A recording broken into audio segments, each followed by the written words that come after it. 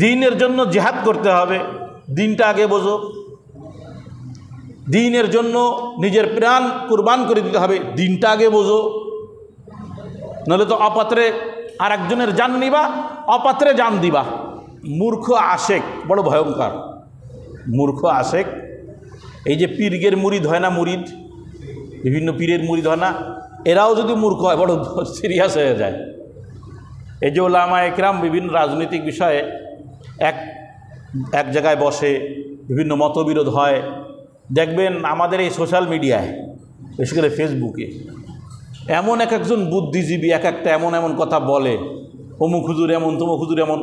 ও ভালো করে খবর নিয়ে দেখেন, আমি যেগুলোর খবর নিই আর কি, হয় সবগুলো এখনও মাদ্রাসায় পড়ুয়া বা কেবল মাদ্রাসায় পড়ে বা সাধারণ মানুষ, অথবা ওইটা মাদ্রাসা একসময় পড়ে পড়ালেখা বন্ধ করে দিয়ে এখন ইসলামী রাজনীতি করে জিহাদের নামে। তারা এখন জিহাদ করে। তো এগুলো সব হলো অন্ধভক্ত। এই অন্ধভক্তগুলো সর্বনাশ ঘটায়। সেই জন্য মূর্খ আশেক হওয়া ভালো না। আশেক হওয়া ভালো, কিন্তু মূর্খ হওয়া না। যারা হাক্কানি পীর আউলিয়া, এরা মুরিদদেরকে অন্ধ বানায় না, বরং পথ দেখায়। মিলাদ পড়তে হবে, কেমন পড়তে হবে পড়ো, ব্যাস, আর কোনো কথা নেই। পাগল হয়ে যাইতে হবে রসুলের জন্য, দ্বীনের জন্য, খুব ভালো, কিন্তু আগে দ্বীনটা তো বোঝো। দ্বীনের জন্য জিহাদ করতে হবে, দ্বীনটা আগে বোঝো।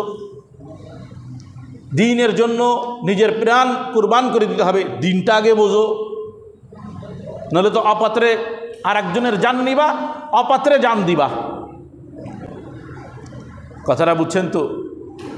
এই জন্য হলে আমি এই জন্য বারবার গত সপ্তাহে বলেছিলাম, মনে হয় নাকি তার আগের সপ্তাহে, যে যেখানে ওলামা একরামের আলোচনা হয় মজলিসগুলো গ্রহণ করা। এর দ্বারা ফায়দা কি? যে দ্বীনের বুঝ ভিতরে আসবে। শুধুমাত্র আমি যে পীর সাহেবের ভক্ত, সেই পীর সাহেবের রস ছাড়ার কারো রস শুনি না। আর পীর সাহেব যদি ভালো হয় তো আলহামদুলিল্লাহ, আমাদের কোনো প্রশ্ন নাই, সেখানেও আমরা আপনাকে দোষ দিই না। অবশ্যই ভালো যদি হয় সে তো আপনাকে ভালো দিক নির্দেশনা দিবে। কিন্তু আপনি যদি অপাত্রে বায়াত হয়ে যান, আর সে তো আপনারা শুধু কী করবে, সেই দলের মধ্যে ডাকবে, এই দল ছাড়া আর কোনো দল হক নাই। এই জন্য অন্ধভক্ত হওয়া ঠিক না, বরং দ্বীনের জন্য জান দিতেও হবে, জান নিতেও হবে, কিন্তু দ্বীনটা আগে বুঝতে হবে। আর না হলে জিএমবির মতন বোমা মারবেন সব জায়গায়, অবুজের মতন, জিএমবির মতন কী করবেন, যেখানে সেখানে বোমা মারবেন। এই অমুক জায়গায় চল বোমা মারিয়েছি। কেন?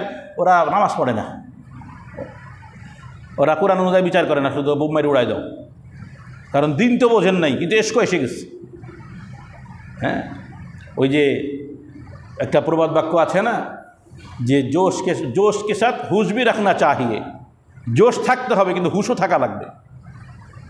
এই জন্য ইমাম সাহেবের মেয়েরা দিছে, জোশ তো আছে, হুশ নাই।